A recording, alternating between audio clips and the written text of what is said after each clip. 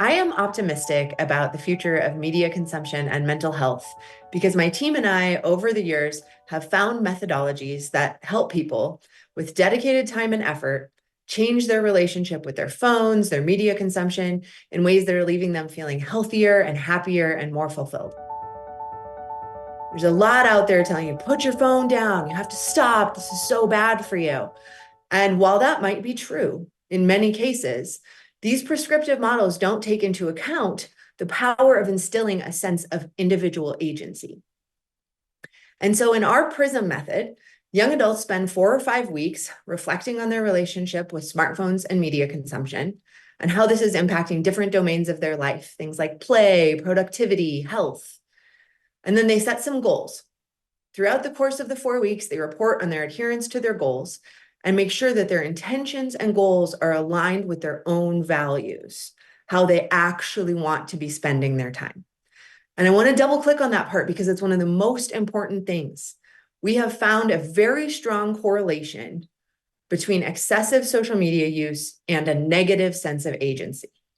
And this rings true because if you just ask people to not do something, stop being on their phone and stop being on social media, that method is not effective because people function much better when they're moving toward something positive rather than just being told, don't do that bad thing. And so in this way, it restores the sense of agency to the individual, giving them the feeling that they have a choice over how they spend their precious time. And when you set up the framework in that way, that allows the individual to focus on how they can spend their time in ways that bring them meaning and purpose and joy, that really changes things for people. So the method we've developed is actually fairly straightforward and anyone can try it at home. We will have a publicly available version up really soon. And all that's really required is that you dedicate some time and effort to thinking about the life you want and mean to be living. And that could be as little as 45 minutes a week, which is very small compared to how much time most people are spending on their smartphones right now. And so when we spend that time thinking about our goals over and over, it has to take some time, 4 or 5 weeks, because people need the opportunity to iterate on their goals and really figure out what's working for them. And that'll be different for everyone.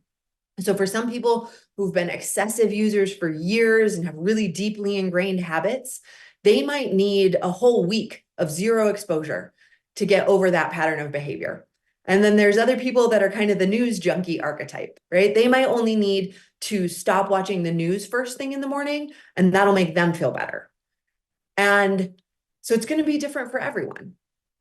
And one thing we've found that is effective across many people is something we call real world behavior change.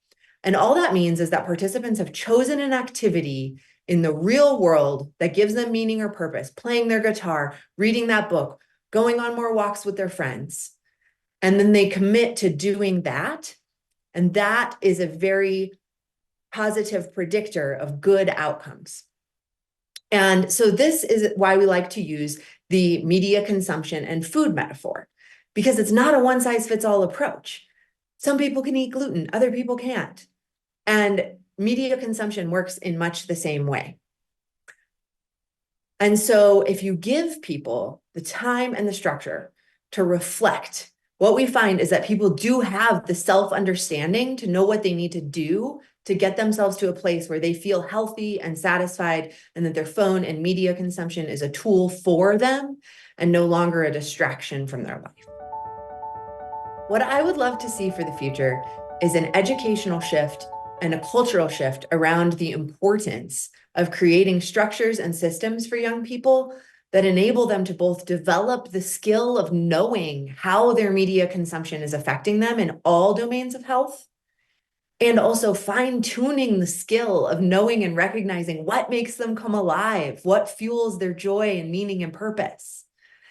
And then I would love to see initiation ceremonies for our young people, a process that involves the acquisition of exactly the skills I was just talking about, and then a culture of celebration when our young people do achieve that.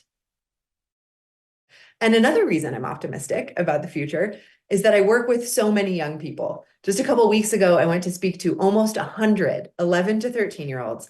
I had my whole talk prepared about the benefits and challenges of social technologies. And I'm telling you, They knew every single thing I was planning to say. And if that's not a reason to be optimistic, I don't know what is. The reason they knew that is because of the internet. They're learning so much because they have access to that information and because of the heightened awareness around this issue. And there is a lot of conversation right now about smartphones, social media, and mental health that is very fear-oriented, right? Telling us that all the young people are addicts. And while that may be true in some cases, I don't think that that is a very empowering narrative. And if we shift that narrative from one of victimization to one of empowerment and agency, I believe the future is very bright.